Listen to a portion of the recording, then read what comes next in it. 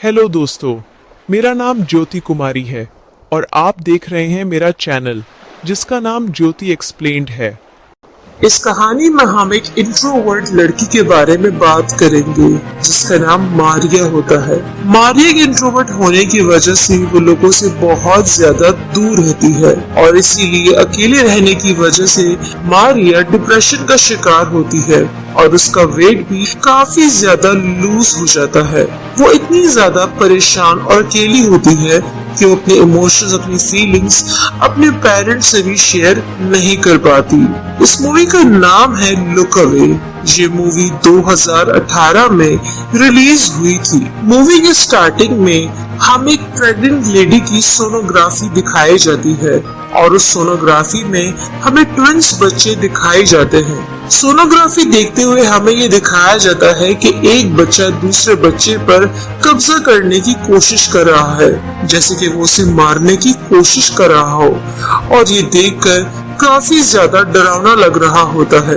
इसके बाद हमें एक लड़की को दिखाया जाता है जो कि 17 साल की होती है और उसका नाम मारिया होता है। मारिया बस में बैठकर स्कूल चली जाती है। अब चूंकि मारिया बहुत ज्यादा इंट्रोवर्ट होती है, इसलिए वो लोगों से बहुत ज्यादा दूर रहती है और उसकी कोई भी फ्रेंड नहीं होती। उसकी सिर्फ और सिर्फ एक ही बेस्ट फ्रेंड होती है जिसका नाम लिली होता है। लिली के बॉयफ्रेंड का नाम शॉन होता है और मारिया को उसका बॉयफ्रेंड बहुत ज्यादा पसंद होता है। इसके बाद हमें दिखाया जाता है कि स्कूल में मारिया को एक लड़का बहुत ज्यादा परेशान करता है जिसका नाम मार्क होता है। मार्क जब जब मारिया को तंग करता है तो सब लोग उसका मजाक उड़ाते हैं, लेकिन इसके बाद शॉन आकर उसकी मदद करता है क्योंकि शॉन एक बहुत ही अच्छा लड़का होता है। शॉन की अच्छाई देखकर उसकी गर्लफ्रेंड को बहुत ज्यादा जेलस फील होने लगता है और उसकी गर्लफ्रेंड अब चूंकि लिली होती है, इसलिए फिर भी उसे बहुत बुरा लगता है कि उसका बॉयफ्रेंड उसकी फ्रेंड की बार बार साइड क्यों लेता है और उसकी हेल्प क्यों करता है। इसके बाद हमें मारिया के पेरेंट्स को दिखाया जाता है। मारिया के फादर एक बहुत बड़े प्लास्टिक सर्जन होते हैं और उन्हें अपनी लाइफ में हर चीज परफेक्ट पसंद होती है। मारिया की अम्मी का नाम एमी होता है जो कि डिप्रेशन का शिकार होती है और डिप्रेशन में आने की वजह से उसे बहुत अजीबोगरीब ख्वाब आने लगते हैं, जहाँ पर हमें ये भी दिखाया जाता है कि मारिया के फादर का किसी के साथ अफेयर चल रहा होता है। मारिया की मदर को ये सब पता होता है, लेकिन वो जानकर अपने हस्बैंड के सामने ऐसे प्रिटेंड करती है जैसे उसे कुछ भी नहीं मालूम। अब चूंकि मारिया काफी परेशान नजर आने लगती है, वो काफी अकेली रहती है और इसीलिए उसका वेट बहुत ज्यादा कम हो रहा होता है। इसीलिए उसके फादर उसके साथ बहुत सख्ती से पेश आते हैं क्योंकि उन्हें हर चीज परफेक्ट पसंद होती है। इसके बाद हमें एक दिन दिखाया जाता है कि मारिया के पेरेंट्स उसे प्रॉम पर जाने के लिए बहुत ज्यादा फोर्स करते हैं, लेकिन मारिया के साथ जाने वाला कोई भी नहीं होता और वो इस बात के लिए श्योर भी नहीं होती कि वो जा सकती है वहाँ या नहीं। और उसी प्रॉम पार्टी पर आइस स्केटिंग डांस भी करना होता है जो कि मारिया को बिल्कुल भी नहीं आता। इसके बाद वो स्कूल जाती है। स्कूल जाकर उसकी मुलाकात उसकी बेस्ट फ्रेंड लिली से होती है। लिली उससे कहती है तो कि तुम फिक्र ना करो, आइस स्केटिंग डांस मैं तुम्हें सिखाऊंगी। इसके बाद मारिया उसके साथ चली जाती है, लेकिन आइस स्केटिंग करते करते मारिया नीचे गिर जाती है और उसकी बेस्ट फ्रेंड लिली उसकी मदद करने के लिए उसके पास नहीं आती, बल्कि उसके पास जाकर उससे ये कहती है कि मैं जानती हूँ कि तुम्हारी नजर मेरे बॉयफ्रेंड शॉन पर है, बेहतर होगा कि तुम उससे दूर रहो वरना तुम्हारे साथ अच्छा नहीं होगा। और ये कहकर वो वहाँ से चली जाती है। इसके बाद हमें दिखाया जाता है कि मारिया एक दिन अपने घर में होती है तो वहाँ पर उसे एक सोनोग्राफी की पिक्चर दिखाई देती है जो कि ट्विंस बच्चों की होती है और ये सोनोग्राफी बिल्कुल एग्जैक्ट वैसी होती है जैसे हमें मूवी के स्टार्टिंग में दिखाया जाता है। अब इसके ठीक कुछ दिनों बाद मारिया को अपने मिरर में से अपनी रिफ्लेक्शन नजर आती है और उस रिफ्लेक्शन में बिल्कुल वैसी लड़की होती है जैसे मारिया होती है, लेकिन उस लड़की का नाम आयरम होता है। आयरम बहुत ही ज्यादा कॉन्फिडेंट होती है। इसके अलावा आयरम में वो सारी क्वालिटीज होती हैं जो कि मारिया अपने अंदर लाना चाहती है। इसके बाद मारिया पहले तो उससे बहुत डरती है क्योंकि आयरम बहुत अजीबोगरीब हरकतें करने लगती है, लेकिन इसके बाद वक्त के साथ साथ मारिया भी उसके साथ उसकी आदत बन जाती है। लेकिन इसके बाद मारिया भी आहिस्ता आहिस्ता उससे बातें करना शुरू कर देती है। इसके बाद मारिया अपनी सारी फीलिंग्स आयरम्स को बताती है और इसके बाद मारिया को ये लगता है कि फाइनली उसे कोई मिल गया जिससे वो अपनी फीलिंग्स और अपनी बातें शेयर कर सके। इसके बाद हमें दिखाया जाता है कि मारिया एक दिन अपने फादर के साथ बाहर जाती है और बाहर जाकर उसका दोस्त दोबारा मार्क, जो कि उसका क्लासमेट होता है, उसे तंग करने की कोशिश करता है और ये देखकर मारिया के फादर फौरन से मारिया को अपने साथ अपने क्लिनिक लेकर चले जाते हैं। वो मारिया से कहते हैं कि मेरे पास तुम्हारे लिए एक बहुत बड़ा सरप्राइज है। मारिया को लगता है कि शायद उसके फादर उसे कोई गाड़ी गिफ्ट कर रहे हैं ताकि उसे बस में ना जाना पड़े, लेकिन यहाँ पर मारिया के फादर उसे बहुत ज्यादा शॉक कर देते हैं क्योंकि मारिया के फादर मारिया से कहते हैं कि मैं चाहता हूँ कि मैं तुम्हारी नोज और लिप्स की सर्जरी कर सकूं ताकि तुम परफेक्ट दिख सको। ये देखकर मारिया को बहुत ही बुरा लगता है और इसके बाद वो ये बात आयरम से भी शेयर करती है। आयरम को भी बहुत गुस्सा आता है कि उसके फादर इतने ज्यादा क्रूर कैसे हो सकते हैं। अब इसके बाद हमें दिखाया जाता है कि वो दिन आ ही जाता है कि जब प्रॉम पार्टी पर मारिया चली जाती है, लेकिन वहां जाकर मार्क दोबारा से उसे तंग करता है और जब उसे तंग करता है तो सब मारिया का मजाक उड़ाते हैं। ये देखकर मारिया को बहुत ही बुरा लगता है और वो रोते हुए वॉशरूम में चली जाती है और वॉशरूम में जाकर आयरम उससे मिलती है और इसके बाद मारिया ये चाहती है कि आयरम उसकी जगह लेकर उसकी सारी प्रॉब्लम सॉल्व कर ले। आयरम ऐसे ही करती है, वो मारिया की जगह आ जाती है और इसके बाद वो सब कुछ ठीक करना चाहती है, लेकिन असल में ऐसा नहीं होता। उसके बाद हमें दिखाया जाता है कि जब आयरम मारिया की जगह ले लेती है तो वो सबसे बदला लेती है।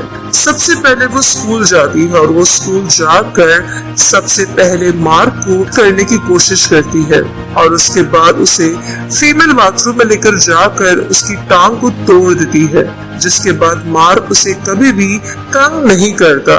इसके बाद एक दिन मारिया अपने फादर के क्लिनिक जाती है जहां पर वो जानबूझकर अपनी मदर और अपने फादर की गर्लफ्रेंड को कॉल मिलाती है ताकि वो दोनों एक टाइम पर आ सके और मारिया की मदर को पता चल सके कि उसके हस्बैंड का अभी भी अफेयर चल रहा है। अब ये सब करने के बाद आयरम घर आती है और वो घर आकर अपनी मदर से बात करती है। वो बहुत बदतमीजी से एमी से ये कहती है कि आप जानती हैं कि आपका हस्बैंड किसी के साथ अफेयर कर रहा है, आप ये सब कैसे होने दे सकती हैं।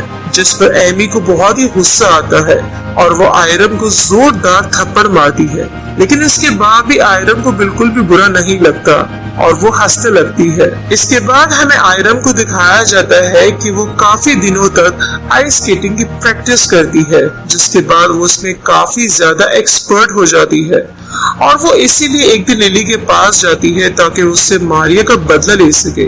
वो उसे कहती है कि क्या तुम मुझे आइस स्केटिंग सिखा सकती हो।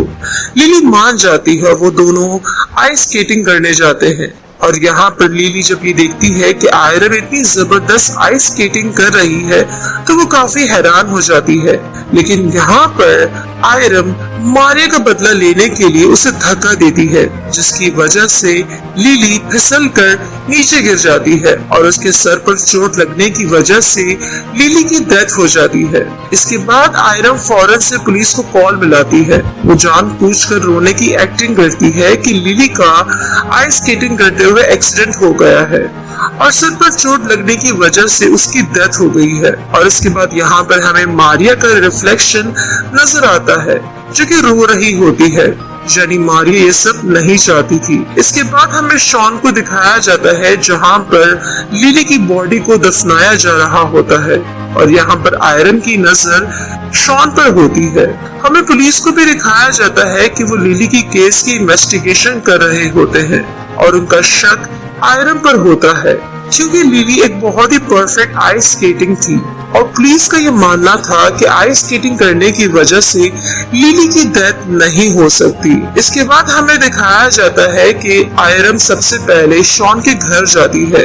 वो शॉन से कहती है कि वो उसे बहुत पसंद करती है और इसी तरह शॉन भी उसकी बातों में आ जाता है। वो दोनों मजे करते हैं और यहाँ पर आयरन मारिया की बॉडी का फायदा उठाती है। इसके बाद हमें दिखाया जाता है कि आहिस्ता आहिस्ता आयरन और शॉन दोनों ही एक दूसरे के काफी करीब हो जाते हैं। वो दोनों अपने क्लासेस को भी बंक करते हैं और एक दिन जब वो होटल जाते हैं मजे करने के लिए तो वहाँ पर शॉन की मदर का कॉल आता है। शॉन की मदर शॉन से कहती है कि पुलिस उनसे बात करना चाहती है, इसीलिए शॉन आयरन से कहता है कि हमें पुलिस के पास जाना होगा, लेकिन आयरन जाने के लिए साफ मना कर देती है।